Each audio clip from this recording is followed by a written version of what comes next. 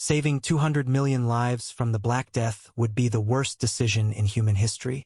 That preventing the most devastating pandemic ever recorded would doom billions more to suffering, starvation, and technological stagnation. You're about to discover why the hero's choice isn't always the right choice, and why sometimes the darkest chapters of history serve purposes we never imagined. The year is 1347. You've traveled back in time with a simple mission. Stop the Black Death before it spreads from Asia to Europe. Armed with modern knowledge about disease transmission, antibiotics, and basic sanitation, it seems straightforward. You could establish quarantine protocols in trading ports, distribute soap and clean water, maybe even synthesize some primitive penicillin. Within months, you've successfully contained what should have been history's deadliest pandemic. Europe's population remains intact. You've saved 1/3 of an entire continent from agonizing death. You're a hero, right? But here's where it gets interesting. As the decades pass, you begin to realize that your intervention has fundamentally altered the trajectory of human civilization in ways that make you question whether those 200 million deaths might have served a greater purpose in the grand design of history. Let's start with the immediate consequences of your intervention. By 1350, Europe's population stands at roughly 75 million instead of the historical 50 million. That's 25 million additional mouths to feed in a continent already struggling with agricultural limitations. The feudal system, which historically began cracking under the labor shortage caused by plague deaths, remains firmly entrenched. Lords continue exploiting peasants because there's no labor scarcity to drive up wages or improve working conditions. The seeds of social revolution that would eventually bloom into the Renaissance remain dormant in overcrowded, oppressed communities. The economic ripple effects cascade through every aspect of society. In our timeline, the Black Death created a severe labor shortage that dramatically increased wages for surviving workers, broke down rigid class structures, and accelerated the decline of serfdom. Without mass death, none of this happens. Peasants remain bound to the land, unable to demand better conditions or migrate to cities for work. The middle class, which expanded rapidly in post-plague Europe due to increased social mobility, never develops the same economic power. Innovation stagnates because there's no pressure to develop labor-saving devices or improve agricultural techniques. But the real problems are just beginning. By 1400, Europe's population has grown to nearly 90 million, pushing medieval agricultural systems beyond their breaking point. Without the technological advances that historically emerged from post-plague necessity, crop yields remain static while mouths multiply. The great famines that periodically swept through medieval Europe become more frequent and more deadly. The very people you saved from plague now watch their children starve in numbers that begin approaching your original death toll. Here's what you didn't consider. The Black Death wasn't just a destroyer, it was an evolutionary pressure that forced rapid advancement. The plague created the conditions that made the Renaissance possible. When you removed that pressure, you also removed the catalyst for centuries of human progress. The printing press, invented partly to meet the demand for books from a newly literate merchant class enriched by post-plague opportunities, is delayed by decades. The age of exploration, funded by wealthy trading cities that emerged from plague-era disruption, never materializes with the same intensity. The most disturbing possibility is what happens to human knowledge itself. The universities that expanded rapidly after the Black Death, driven by a newly mobile population seeking education as a path to advancement, remain small, elite institutions serving only the nobility.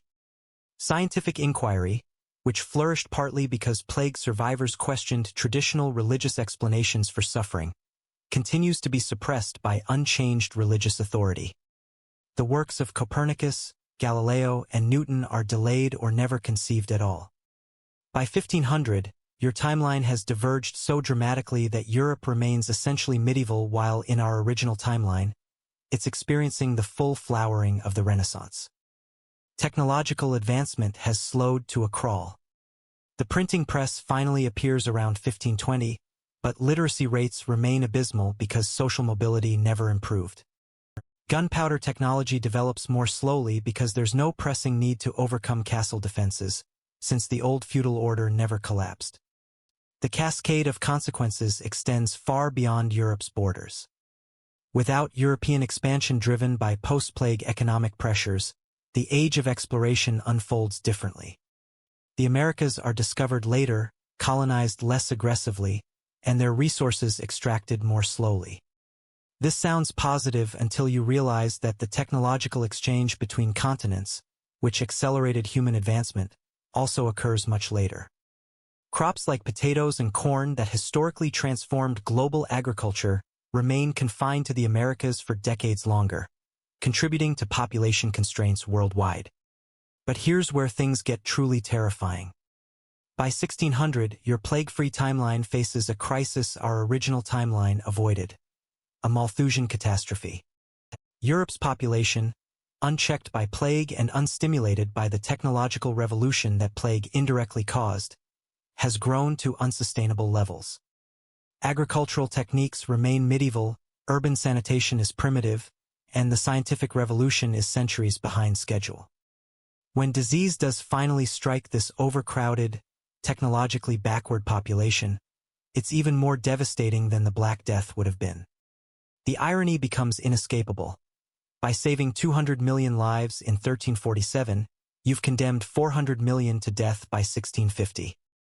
The 30 Years' War becomes far bloodier as desperate, overpopulated regions fight for scarce resources.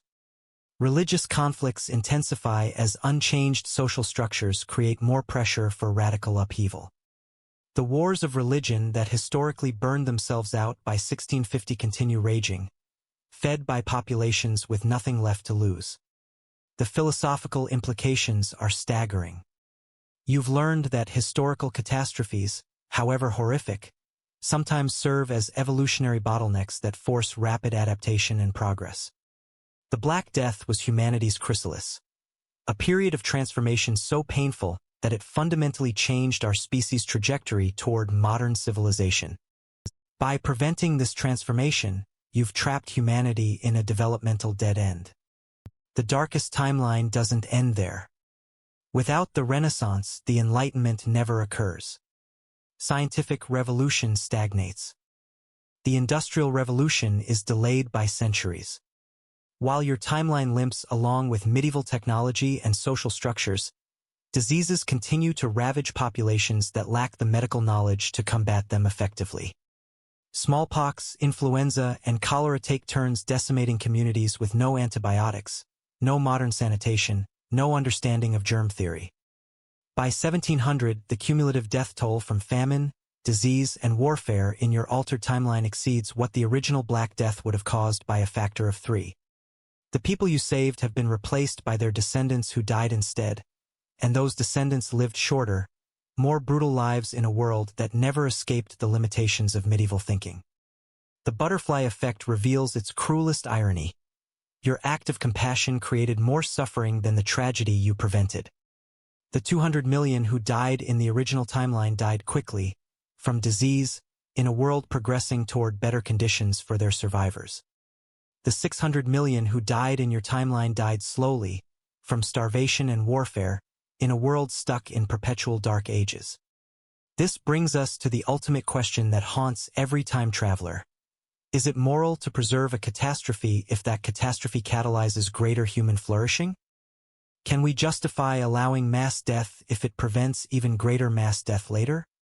The Black Death scenario forces us to confront the possibility that history's greatest tragedies might also be its most necessary events. Perhaps the universe has a brutal but effective way of ensuring progress, and our interference, however well-intentioned, disrupts a balance we don't fully understand. The time travel paradox here isn't about causality or grandfather paradoxes. It's about the paradox of unintended consequences, where moral action produces immoral results, where saving lives costs more lives, where preventing suffering causes greater suffering. It challenges our fundamental assumption that preventing historical disasters is always right and forces us to consider whether some events are too integral to human development to change, no matter how horrific they seem. So what would you do? Knowing what you know now, would you still prevent the Black Death? Would you doom 600 million future souls to save 200 million past ones? Or would you make the hardest choice of all? Walking away, letting history unfold as it must, carrying the knowledge that sometimes the most heroic thing you can do is nothing at all? Let me know in the comments. Do you think there are historical tragedies that should never be prevented, no matter the immediate cost?